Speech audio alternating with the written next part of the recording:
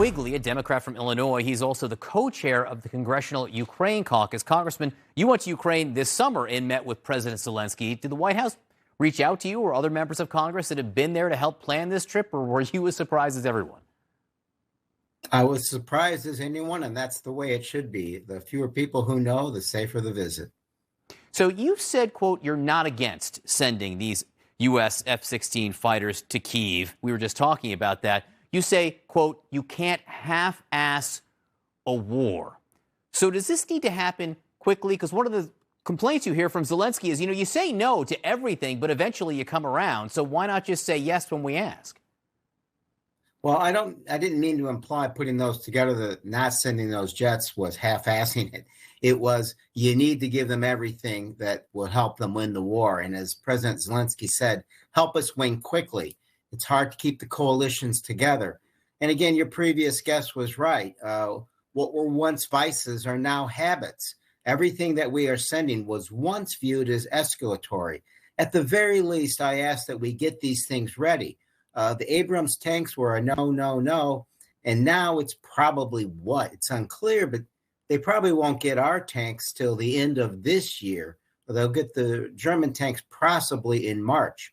So if we're talking about sending them longer range missile systems, and that's what I was talking about, the full range and the possibility of jets, I'm no expert in this, but my suggestion is we have to give them what will help them win quickly and at least get ready to send these things because of the long lag time of training and reconditioning.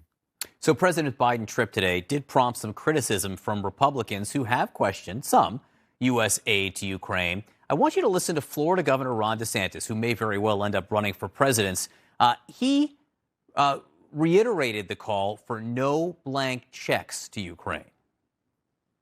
And I don't think it's in our interest to be getting into proxy war with China getting involved over things like the borderlands or over Crimea. So what do you think of that? Yeah, it's a Florida governor with zero foreign policy experience making a campaign gesture. And look, I hear about the 11 Republicans on the far right extreme having a resolution to cut off all funding. I think it's more valuable and instructive to listen to Republicans who are in positions of authority, Chairman Turner, Chairman McCall, Senator Mitch McConnell, talking about ongoing support for this war effort. I think they have far more sway. My only concern with the extremes now is that they seem to have disproportionate influence over the current Speaker of the House. So officials told CNN this weekend that the U.S. recently started seeing, quote, disturbing trends, and there are signs that China wants to creep up to the line, that's a quote, of providing lethal military aid to Russia without getting caught. So how serious would that be in your mind, and how should the U.S. respond? It's extraordinarily serious, and I don't think there's any creeping up to the line in modern warfare. There's a way to find out anything like this. It is disturbing, and it's also somewhat contradictory. What is China doing? Is it trying to normalize relations with the U.S., with the two presidents meeting, and, of course, Secretary Blinken meeting with his counterpart? And then you shoot a balloon right down Main Street that obviously isn't going to be hidden from anyone. And then, this word of the possibility of sending lethal weaponry to the Ukraine conflict. This, of course, will be met with an extraordinary reaction by the U.S. I'd like to think that the fact that it's become public will further discourage them from any such action. So lastly, tomorrow there are dueling speeches. Russian President Vladimir Putin will give a big address to his people. That happens just before President Biden gives a speech planned in Poland. What will you be listening for from Vladimir Putin?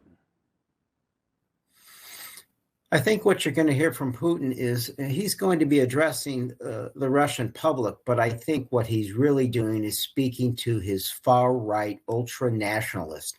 I think he's far more concerned about the fact that the war is going poorly in their view of that than he is with the Russian public, which he treats as cannon fodder, putting them in there ill-trained, ill-equipped, as just seemingly uncaring about Russian lives. So I think what you're going to hear tomorrow is President Putin speaking to the far right, the people who could pose a risk to him. Democratic Congressman Mike Quigley, great to see you. Thanks for coming on. Thank you.